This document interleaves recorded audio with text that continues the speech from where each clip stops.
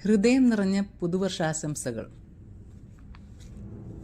നമ്മുടെയൊക്കെ ജീവിത സ്വപ്നവും നമുക്കേവർക്കും വളരെയധികം വിജയം നേടിത്തരുന്നതുമായ ചില നല്ല ചിന്തകളെക്കുറിച്ചാണ് ഇന്നിവിടെ സംസാരിക്കുന്നത്.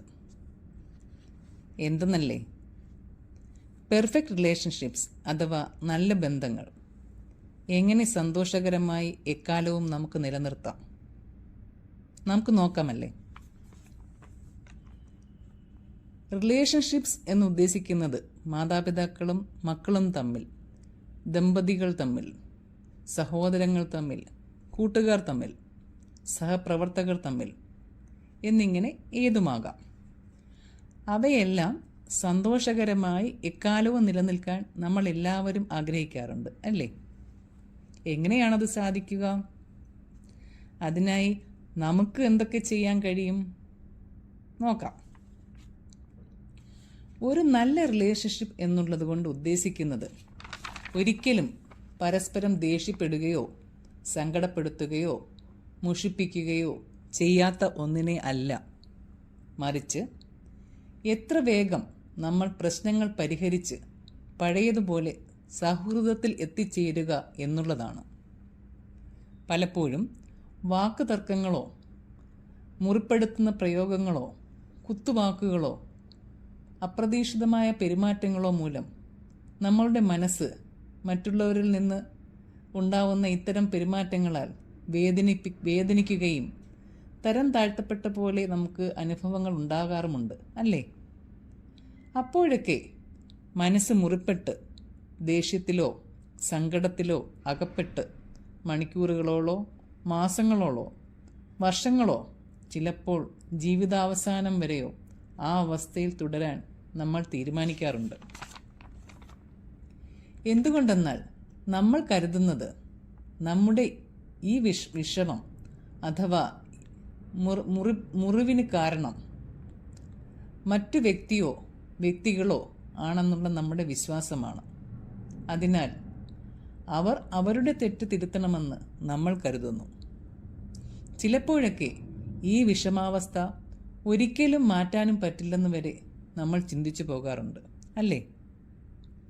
എന്നാൽ എന്തൊക്കെ സംഭവിച്ചാലും നമ്മളുടെ വിചാരങ്ങളെ, ചിന്തകളെ നമ്മുടെ നേർവഴിക്ക് നയിക്കാൻ നമുക്ക് സാധിച്ചാൽ എല്ലാ നല്ല ബന്ധങ്ങളും വളരെ പെട്ടെന്ന് നമുക്ക് സാധാരണഗതിയിലേക്ക് കൊണ്ടുവരാൻ പറ്റും എന്നുള്ളതാണ്.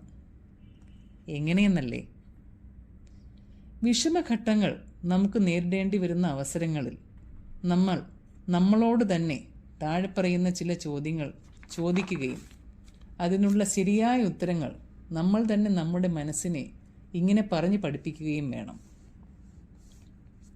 ഇങ്ങനെ വിഷമഘട്ടങ്ങൾ വരുമ്പോൾ നമ്മളുടെ ഉള്ളിൽ ഉയർന്നു വരുന്ന ചില സംശയങ്ങൾ ഇങ്ങനെയൊക്കെയാകാം.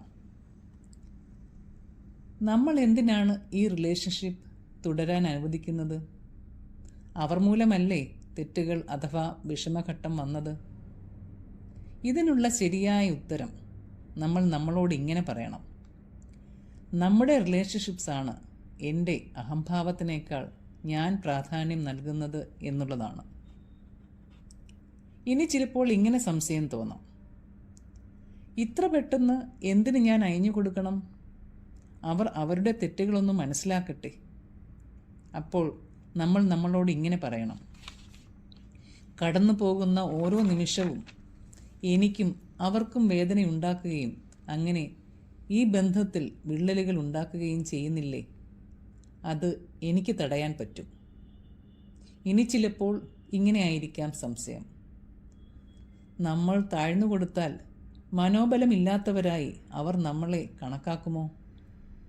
ശരിയുത്തരം ഇങ്ങനെയാണ്: പൊറുക്കുക, മറക്കുക, മുന്നോട്ട് പോവുക എന്നൊക്കെയുള്ളത് നല്ല കഴിവുകളാണ്.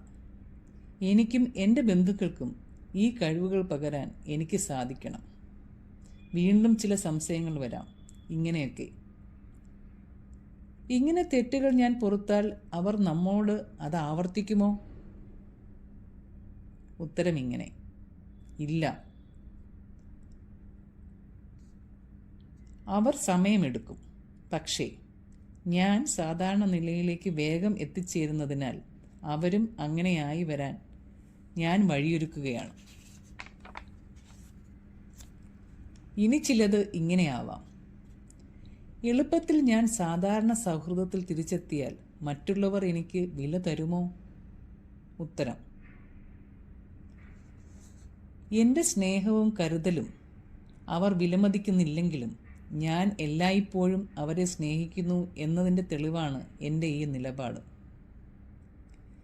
എൻ്റെ ഈ നിലപാട്, എൻ്റെ ഈ സ്നേഹം പകൽ പോലെ അവർക്കും എനിക്കും എല്ലാവർക്കും വ്യക്തമാണ്. നമ്മുടെ നല്ല ബന്ധങ്ങൾക്ക് ജീവിതത്തിൽ മുൻഗണന കൊടുക്കുകയാണെങ്കിൽ സ്വയം ഇത്തരം വിലയിരുത്തലുകളിലൂടെ നമുക്കുള്ളിൽ ഉയർന്നു വരുന്ന ധാരാളം ഇത്തരത്തിലുള്ള ചോദ്യങ്ങൾക്ക് ശരിയായ ഉത്തരം കണ്ടെത്താൻ നമുക്ക് കഴിയും. നമ്മളുടെയും നമ്മെ സ്നേഹിക്കുന്ന നമ്മളുടെ ബന്ധുമിത്രാദികളുടെയും സന്തോഷമാണ് എൻ്റെ പരമപ്രധാനമെന്ന് നമ്മൾ തീരുമാനിക്കുമ്പോൾ നമ്മുടെ എല്ലാം ജീവിതത്തിൽ സന്തോഷം എക്കാലവും തെളിഞ്ഞു നിൽക്കും. തീർച്ച. അതിനായി സർവേശ്വരൻ്റെ അനുഗ്രഹത്തിനായി നമുക്ക് പ്രാർത്ഥിക്കാം. സ്നേഹത്തോടെ, മൃദുല.